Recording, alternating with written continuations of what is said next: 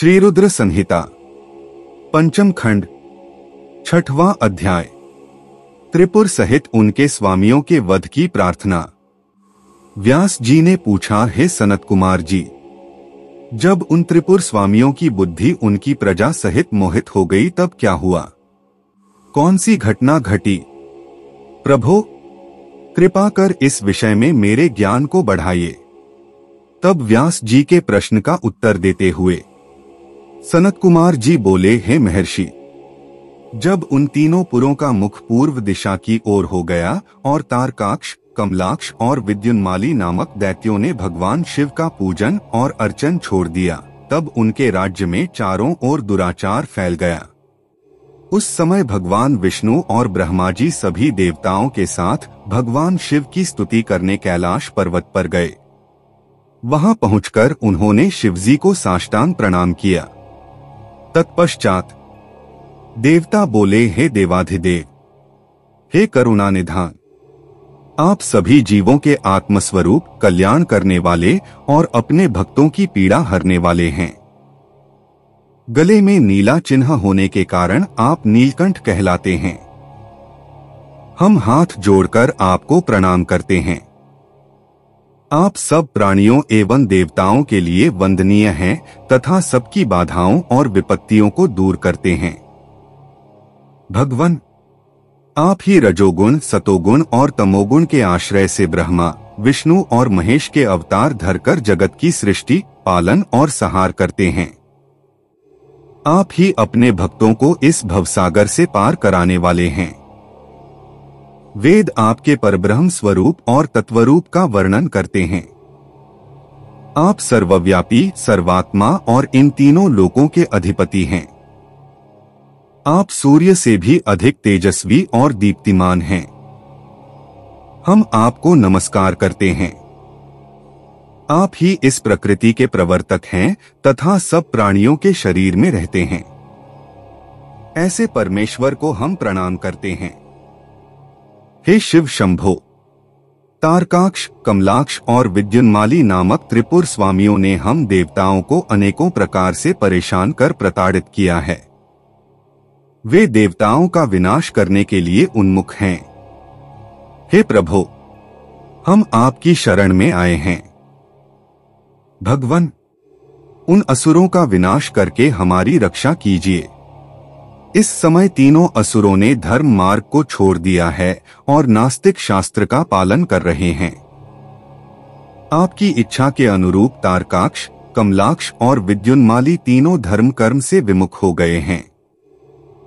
अतः अब आप उनका वध कर देवताओं को मुक्ति दिलाइए। इस प्रकार कहकर सभी देवता चुप हो मस्तक झुकाकर खड़े हो गए। तब भगवान शिव बोले, हे देवताओं, तारकाक्ष, कमलाक्ष और विद्युन्माली तीनों ही यद्यपि धर्म से विमुख होकर धन, वैभव और ऐश्वर्य रूप में डूबकर सब कुछ भूल गए हैं, परंतु फिर भी वे मेरे असीम भक्त रहे हैं। जब भगवान विष्णु ने उन त्रिपुर स्वामियों को वहां की प्रजा के साथ मोहित कर धर्म कर्म से विमुख कर ही दिया है, तो वे स्वयं ही उनका वध क्यों नहीं कर देते? शिवजी के ये वचन सुनकर ब्रह्मा जी बोले, हे परमेश्वर, आप भक्त वत्सल हैं। पाप आपसे कोसों दूर भागता है। प्रभु, आपकी आज्ञा के बिना इस जगत में पत्ता तक नहीं हिलता। भगवन, आपकी इच्छा के अनुरूप ही विष्णु जी ने उन सबको मोहित कर पथभ्रष्ट किया है। अब आप उन त्रिपुर स्वामियों का वध करके इस जगत का उद्धार कीजिए। प्रभु, आप तो इस जगत का आधार हैं। हम सब आपके सेवक हैं और आपकी आज्ञा के अनुसार कार्य को पूरा करते हैं। आप सम्राट और हम आपकी प्रजा हैं। ब्रह्मा जी के इन वचनों को सुनकर भगवान शिव प्रसन्न होकर बोले, हे ब्राह्मण, आप मुझे देवताओं का सम्राट कह रहे हैं, पर आप ऐसा कैसे कह सकते हैं, जबकि आप जानते हैं कि मेरे पास न तो कोई दिव्य रथ है और न ही कोई सारथी है। फिर भला मैं कैसे उन सर्व सुविधा संपन्न त्रिपुर स्वामियों को युद्ध में परास्त कर पाऊंगा? मेरे पास तो धनुष भी नहीं है जिससे मैं उन दैत्यों का वध कर सकूं। भगवान शिव के यह कहते ही सब देवता प्रसन्न हो गए। उन्होंने कहा कि प्रभु, यदि आप उनका वध करने के लिए तैयार हैं तो हम सभी आपके लिए रथ तथा अन्य शस्त्र सामग्री का प्रबंध कर देंगे। श्री रुद्र संहिता पंचम खंड 7वां अध्याय। देवताओं द्वारा शिवस्तवन। सनत कुमार जी बोले, हे व्यास जी, जैसे ही शरणागत भक्त वत्सल भगवान शिव ने देवताओं की प्रार्थना स्वीकार कर तारकाक्ष, कमलाक्ष और विद्युन्माली का वध करने का मन बनाया, उसी समय देवी पार्वती अपने पुत्र को गोद में लेकर वहां आईं। तब जगतजननी मां जगदम्बा को आता देखकर ब्रह्मा, विष्णु सहित अन्य देवताओं ने हाथ जोड़कर उन्हें प्रणाम किया। अपने पुत्रों को देख भगवान शिव उन्हें प्यार करने लगे। तब देवी पार्वती भगवान शिव को अपने साथ लेकर अपने भवन के भीतर चली गईं। भगवान शिव के इस प्रकार बिना कुछ कहे अपने भवन में चले जाने के कारण सब देवता बहुत दुखी हो गए, परंतु उन्होंने वहीं खड़े रहकर भगवान शिव की प्रतीक्षा करने का निर्णय लिया। उस समय वे दैत्यों के भाग्य की प्रशंसा करने लगे। वे सब देवता वहीं शिवजी के भवन के द्वार पर खड़े थे। तभी भगवान शिव के गण ने अपने स्वामी के द्वार के सामने भीड़ जमा देखकर उन पर आक्रमण कर दिया। देवता इस अनजान खतरे से संभल न सके और अपने प्राणों की रक्षा के लिए इधर उधर दौड़ने लगे। कई साधु और ऋषिगण गिर पड़े। चारों ओर हाहाकार मच गया। तब भयभीत होकर सब देवता भगवान श्रीहरि विष्णु की शरण में गए। देवताओं को समझाते हुए श्रीहरि विष्णु ने कहा, देवताओं तथा मुनिगणों, आप लोग क्यों इतना दुखी हो रहे हैं? महान पुरुषों की आराधना करने में दुख तो आते ही हैं। इन कष्टों को झेलकर ही भक्त की दृढ़ता बढ़ती है और तब वह अपने आराध्य देवों को प्रसन्न कर पाता है। भगवान शिव तो समस्त गणों के अध्यक्ष तथा परमेश्वर हैं।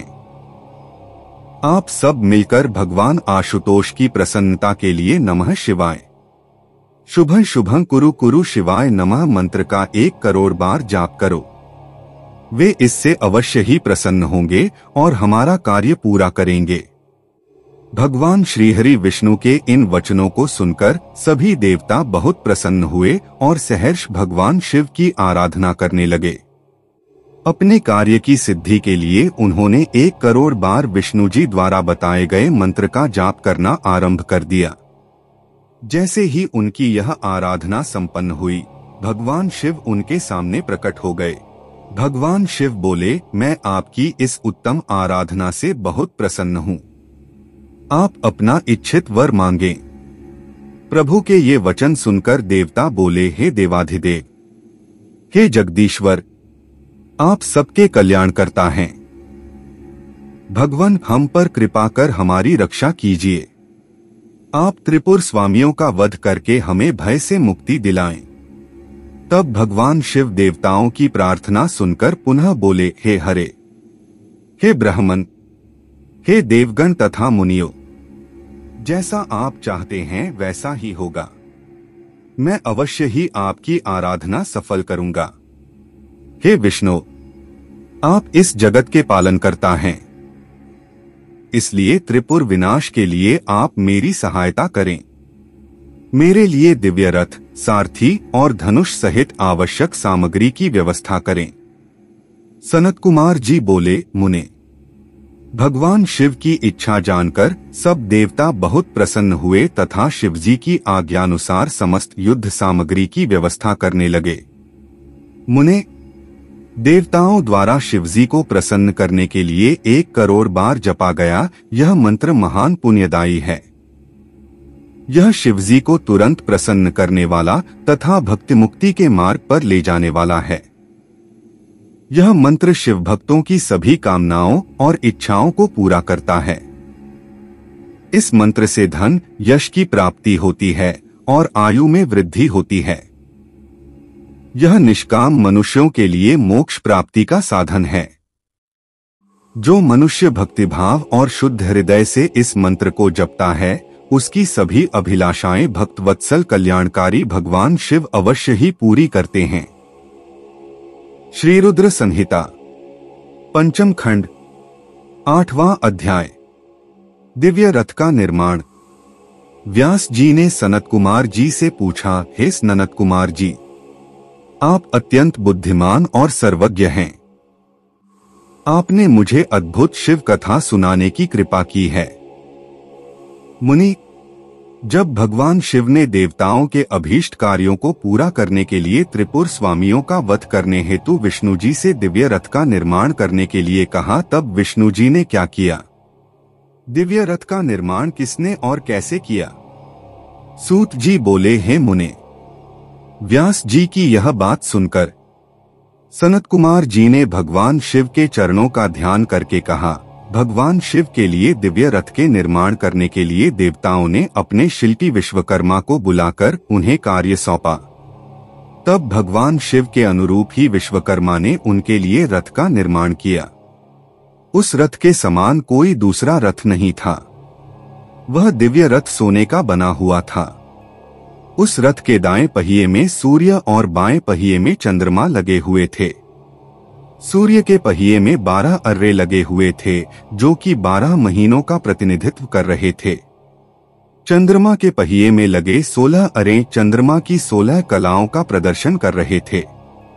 ब्रह्मांड में विद्यमान अश्विनी आदि 27 नक्षत्र उस रथ के पीछे के भाग की शोभा बढ़ा रहे थे। 6 ऋतु सूर्य और चंद्रमा के बने पहियों की धुरी बनी। अंतरिक्ष के आगे का भाग और मंदराचल पर्वत उस रथ में बैठने का स्थान बना तथा संवत्सर रथ का वेग बनकर उसे गति प्रदान करने लगा। इंद्रियां उस दिव्य रथ को चारों ओर से सुसज्जित किए थीं तथा श्रद्धा रथ की चाल बनी।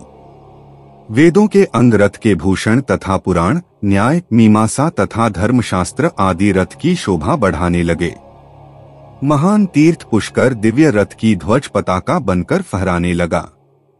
विशाल समुद्रों ने रथ के बाहरी भाग का निर्माण किया। गंगा यमुना आदि पवित्र नदियां स्त्री रूप धारण कर रथ में चंवर डुलाने लगीं। स्वयं ब्रह्मा जी उस दिव्य रथ में सारथी बनकर भगवान शिव की सेवा में उपस्थित हुए तथा ओंकार उनके रथ का चाबुक बना। आकार विशाल छत्र बनकर रथ को शोभित करने लगे। भगवान शिव के धनुष का निर्माण करने हेतु शैलराज हिमालय स्वयं धनुष बने तो नागराज उस धनुष के लिए प्रत्यंचा बने। देवी सरस्वती धनुष की घंटा और भगवान श्रीहरि बाण बने और अग्निदेव ने बाण की नोक में अपनी शक्ति डाली। ऋग्वेद, सामवेद, यजुर्वेद तथा अथर्ववेद उस दिव्य रथ में घोड़े बनकर जुट गए। वायुदेव बाजा बजाने लगे। उस दिव्य रथ में इस ब्रह्मांड की हर वस्तु उपयोगिता बढ़ा रही थी। इस प्रकार देवताओं के शिल्पी विश्वकर्मा ने उस उत्तम दिव्य रथ का निर्माण किया। श्री रुद्र संहिता पंचम खंड 9वां अध्याय भगवान शिव की यात्रा। सनत कुमार जी बोले, हे महर्षि, भगवान शिव के लिए बनाया गया वह दिव्य रथ अनेकानेक आश्चर्यों से युक्त था। विश्वकर्मा द्वारा बनाया गया वह रथ ब्रह्मा जी ने भगवान शिव को समर्पित कर दिया। तत्पश्चात श्रीहरि विष्णु, ब्रह्मा जी और सभी देवता एवं ऋषिमुनि कल्याणकारी भगवान शिव की प्रार्थना करने लगे। उन्होंने भगवान शिव को दिव्य रथ पर आरूढ़ किया। स्वयं ब्रह्मा जी उस रथ के सारथी बने। भगवान शिव के रथ पर आरूढ़ होते ही चारों दिशाओं में मंगल गान होने लगे, पुष्प वर्षा होने लगी। ब्रह्मा जी ने सर्वेश्वर शिव की आज्ञा लेकर रथ को आगे बढ़ाया। वह उत्तम दिव्य रथ भगवान शिव को लेकर विद्युत की गति से आकाश में उड़ने लगा। में जब भगवान शिव का वह दिव्य रथ तेजी से आकाश मार्ग से होता हुआ उन त्रिपुरों की ओर जा रहा था तो बीच मार्ग में ही कल्याणकारी देवाधिदेव भगवान शिव ब्रह्मा जी से बोले, हे विधाता, तारकाक्ष, कमलाक्ष और विद्युन्माली नामक परम बलशाली राक्षसों का वध करने के लिए मुझे उनके समान ही शक्ति चाहिए। वे तीनों असुर पहले मेरे परम भक्त थे, परंतु श्रीहरि की माया से मोहित होकर उन्होंने भक्ति मार्ग को त्याग दिया है। अब उन त्रिपुर स्वामियों में तामसिक प्रवृत्ति बढ़ गई है, पशुत्व बढ़ गया है। अथ उन तीनों दैत्यों का संहार करने के लिए मुझे भी पशुओं की सी शक्ति की आवश्यकता होगी।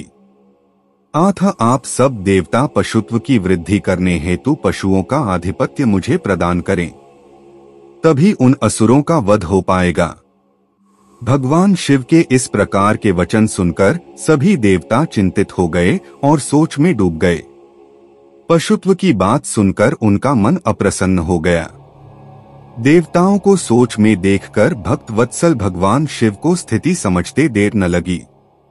वे देवताओं की चिंता तुरंत समझ गए। देवताओं से भगवान शिव ने कहा, देवताओं, इस प्रकार दुखी मत हो, मैं तुम्हारे दुख का कारण समझ गया हूं। तुम लोग यह कदापि मत सोचो कि पशुत्व से तुम्हारा पतन हो जाएगा। मैं तुम्हें पशुत्व से मुक्ति का मार्ग बताता हूं। हे देवताओं, जो भी पवित्र मन और स्वच्छ निर्मल हृदय एवं उत्तम भक्ति भावना से दिव्य पाशुपत व्रत को पूरा करेंगे, वे सदा के लिए पशुत्व से मुक्त हो जाएंगे। तुम्हारे अतिरिक्त जो मनुष्य भी पाशुपत व्रत का पालन करेंगे, उन्हें भी पशुत्व से मुक्ति मिल जाएगी। हे देवताओं, नित्य ब्रह्मचर्य का पालन करते हुए 12, 6 अथवा 3 वर्षों तक पाशुपत व्रत का पालन करने से सभी मनुष्यों एवं देवताओं को पशुत्व से हमेशा के लिए मुक्ति मिल जाएगी तथा मोक्ष की प्राप्ति होगी। उसका कल्याण होगा, क्योंकि पाशुपत व्रत परम कल्याणकारी है। भगवान शिव के इन वचनों को सुनकर ब्रह्मा जी, श्रीहरि विष्णु एवं सभी देवी देवता बहुत प्रसन्न हुए और देवाधिदेव भक्तवत्सल भगवान शिव की जय जयकार करने लगे। तब सब देवता प्रसन्नतापूर्वक अपने अभीष्ट कार्य की सिद्धि के लिए पशु बन गए। तभी से सदाशिव पशुपति नाम से जगत में विख्यात हुए। उनका पशुपति नाम अत्यंत कल्याणकारी एवं अभीष्ट की सिद्धि देने वाला है। उस समय भगवान शिव के स्वरूप को देखकर सभी देवता एवं ऋषिगण बहुत प्रसन्न हुए। तत्पश्चात भगवान शिव ने अन्य देवताओं के साथ त्रिपुरों की ओर प्रस्थान किया। उस समय सारे देवता अपने हाथों में हल, मूसल, भुशुंडी और अनेक प्रकार के अस्त्र शस्त्र धारण करके हाथी, घोड़े, सिंह, रथ और बैलों पर सवार होकर चल दिए। भगवान शिव की जय जयकार करते हुए वे आगे बढ़ते जा रहे थे। आकाश से उन पर फूलों की वर्षा हो रही थी। कल्याणकारी भगवान शिव के साथ उनके केश, विगतवास, महाकेश, महाज्वर, सोमवल्ली, सवर्ण, सोमप, सनक, सोमधृक, सूर्यवर्चा, सूर्यप्रेक्षणक, सूर्याक्ष, सूर्यनामा, सुर, सुंदर, प्रस्कंद, कुंदर, चंड, कंपन, अतिकंपन, इंद्र, इंद्रजय, यंता, हिमकर, शताक्ष, पंचाक्ष, सहस्राक्ष, महोदर, सतीजहु, शतास्य, रंक, कर्पूरपूतन, द्विशिख, त्रिशिख, अहकारकारक, अजवक्त्र, अष्टवक्त्र, हयवक्त्र, अर्धवक्त्र आदि महावीर बलशाली गणाध्यक्ष उनको घेरकर चल रहे थे। इस प्रकार देवाधिदेव भगवान शिव शंकर के साथ ब्रह्मा जी, श्रीहरि विष्णु, देवराज इंद्र सहित अनेकों देवता, ऋषि मुनि, साधु संत भी अपने अपने वाहनों पर आरूढ़ होकर त्रिपुरों के स्वामियों व त्रिपुरों का संहार देखने हेतु उनके साथ साथ चल दिए। श्री रुद्र संहिता पंचम खंड 10वां अध्याय त्रिपुरासुर वध। सनत कुमार जी बोले, जब युद्ध की सामग्रियों को साथ में लेकर भगवान सदाशिव अपने दिव्य रथ में बैठकर आकाश मार्ग से उन त्रिपुरों के निकट पहुंच गए, तब उन्होंने उन त्रिपु का उनके स्वामियों के साथ विनाश करने के लिए रथ के शीर्ष स्थान पर चढ़कर अपने परम दिव्य धनुष पर प्रत्यंचा चढ़ाई, परंतु उनका बाण धनुष से नहीं निकला और वे उसी प्रकार उस स्थान पर स्थित हो गए। वे इसी प्रकार अनेक वर्षों तक वहीं खड़े रहे, क्योंकि गणेश जी उनके अंगूठे के अग्रभाग में खड़े होकर उनके कार्य में विघ्न डाल रहे थे। इसलिए ही तीनों पुरों का नाश नहीं हो पा रहा था। इस प्रकार जब भगवान शिव का बाण बहुत समय तक नहीं चला और वे एक ही स्थान पर स्थिर हो गए, तो सभी देवता चिंतित हो गए कि ऐसा क्यों हो रहा है। तभी वहां आकाशवाणी हुई, हे ऐश्वर्यशाली देवाधिदेव सर्वेश्वर कल्याणकारी शिवशंकर, जब तक आप गणेश जी का पूजन नहीं करेंगे तब तक त्रिपुरों का संहार नहीं कर पाएंगे। आकाशवाणी के वचनों को सुनकर सभी को बड़ा संतोष हुआ। तब अपने कार्यों को यथाशीघ्र पूरा करने के लिए भगवान शिव ने भद्रकाली को बुलाया। विधि विधान से सबने मिलकर अग्रपूज्य भगवान गणेश का पूजन संपन्न किया। पूजन संपन्न होते ही विघ्न विनाशक गणपति प्रसन्न होकर उनके मार्ग से हट गए और उन्होंने कार्य में आने वाले सभी विघ्नों को दूर कर दिया। उनके हटते ही भगवान शिव को तारकाक्ष, कमलाक्ष और विद्युन्माली के तीनों नगर सामने नजर आने लगे। तीनों पुर कालवश शीघ्र ही एकता को प्राप्त हुए अर्थात मिल गए। ब्रह्मा जी द्वारा प्रदान किए गए वरदान के अनुसार उनके अंत का यही समय था जब त्रिपुर आपस में मिल जाएं। त्रिपुरों को मिला देख सभी देवता बहुत प्रसन्न हुए। वे प्रसन्न होकर भगवान शिव की जय जयकार के नारे लगाने लगे। तब ब्रह्मा और विष्णु जी ने महेश्वर से कहा कि हे देवाधिदेव, तारकासुर के इन तीनों दैत्य पुत्रों के वध का समय आ गया है। तभी ये तीनों पुर मिलकर परस्पर एक हो गए हैं। इससे पहले कि ये तीनों पुर फिर से अलग हो जाएं, आप इन्हें भस्म कर दीजिए और हमारे कार्य को पूर्ण कीजिए। तब भगवान शिव ने ब्रह्मा जी और श्रीहरि की प्रार्थना स्वीकार करके अपने दिव्य धनुष पर पाशुपतास्त्र नामक बाण चढ़ाया। उस समय अभिजित मुहूर्त था। विशाल धनुष की टंकार से पूरा ब्रह्मांड गूंज उठा। तब भगवान शिव ने तारकाक्ष, कमलाक्ष और विद्युन्माली को ललकार कर उन पर करोड़ों सूर्य के समान प्रकाशमान पाशुपतास्त्र छोड़ दिया। उस बाण की नोक पर स्वयं अग्निदेव विराजमान थे। उन विष्णुमय अग्नि बाणों ने त्रिपुरवासियों को दग्ध कर दिया, जिससे देखते ही देखते वे तीनों पुर एक साथ ही समुद्रों से घिरी भूमि पर गिर पड़े। सैकड़ों असुर उस अग्निबाण से जलकर भस्म हो गए। चारों ओर हाहाकार मच गया। जब तारकाक्ष अपने भाइयों सहित जलने लगा, तब उसे यह एहसास हुआ कि यह सब भगवान शिव की भक्ति से विमुख होने का परिणाम है। तब उसने मन ही मन अपने आराध्य भगवान शिव का स्मरण किया और रोने लगा। तारकाक्ष बोला, हे भक्त वत्सल, कृपानिधान, करुणानिधान भगवान शिव, यह तो हम जानते ही हैं कि आप हमें भस्म किए बिना नहीं छोड़ेंगे। फिर भी प्रभु हम आपकी कृपा चाहते हैं। आप हम पर प्रसन्न होइए। भगवान, जो मृत्यु असुरों के लिए दुर्लभ है वह हमें आपकी कृपा से प्राप्त हुई है। प्रभु, बस अब हमारी आपसे सिर्फ एक ही प्रार्थना है कि हमारी बुद्धि जन्म जन्मांतर तक आप में ही लगी रहे। यह कहकर वे सभी दानव उस भीषण अग्नि में जलकर भस्म हो गए। भगवान शिव की आज्ञा से उन पुरों के बालक, वृद्ध, स्त्रियां, पुरुष, पेड़ पौधे आदि सभी जीव जंतु भी अग्नि की भेंट चढ़ गए। उस भीषण अग्नि ने स्थावर जंगम आदि सभी को पल भर में ही राख के ढेर में बदल दिया। पाशुपतास्त्र से प्रज्वलित अग्नि में सभी जलकर भस्म हो गए, परंतु भगवान शिव का भक्तमय नामक दैत्य, जो असुरों का विश्वकर्मा था और जो देवों का विरोधी भी नहीं था, भगवान शिव के तेज से सुरक्षित बच गया। इस प्रकार जिन दैत्यों या प्राणियों का किसी भी स्थिति में मन धर्म के मार्ग से विचलित नहीं होता है, उनका पतन किसी भी स्थिति में किसी के द्वारा नहीं होता है। इसलिए सज्जन पुरुषों को सदैव अच्छे कर्म ही करने चाहिए। दूसरों की निंदा करने वालों का सदा ही विनाश होता है।